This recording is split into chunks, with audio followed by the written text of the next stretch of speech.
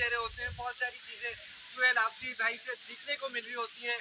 हमारे उस्तादों में से हैं, most senior. Thank you very much, thank you very much.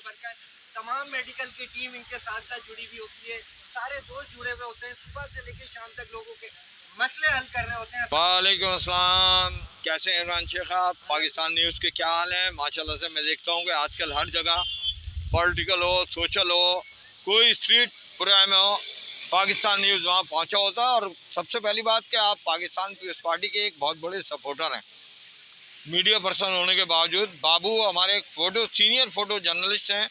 मैं देखता हूँ कि आप जहाँ भी कोई ऐसा इवेंट होता है आप उसको कवर करते हैं, अखबार के अपनी नज़र करते हैं, क्योंकि प्रिंट मीडिया की अहमियत कभी नहीं ख़त्म हो सकती।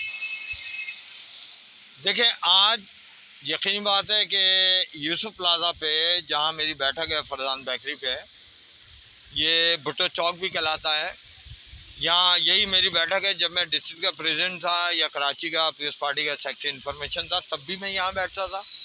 इस सिटी का मैं 14 साल से था, जो गुलबर्ग टाउन की फेडरल सिटी कहलाती है, तब भी मैं यहीं बैठता था।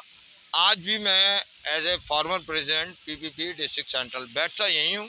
तमाम दोस्त अहबाब यहाँ आते हैं, मुलाकातें करते हैं, और पॉलिटिक्स के साथ साथ सोशल वर्क जो है वो अपनी जगह रहता है।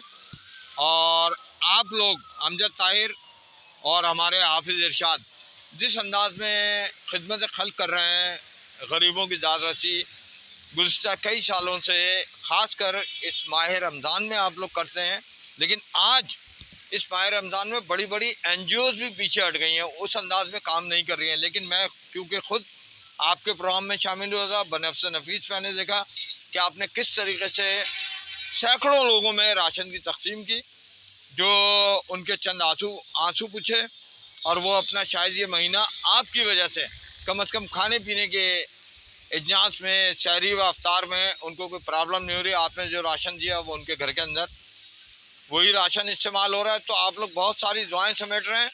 फिर आपके अपने जो आस्थाने और जो प्रॉपर्टीज़ हैं, कुछ नाकबद अंदेश लोग, कुछ लैंड ग्रेबर्स, उन पे भी नज़र रखे हैं और उनको लैंड ग्रेबिंग करके ऑक्युपाइड करने की कोशिशें कर रहे हैं और झूठे केसेस बना रहे हैं।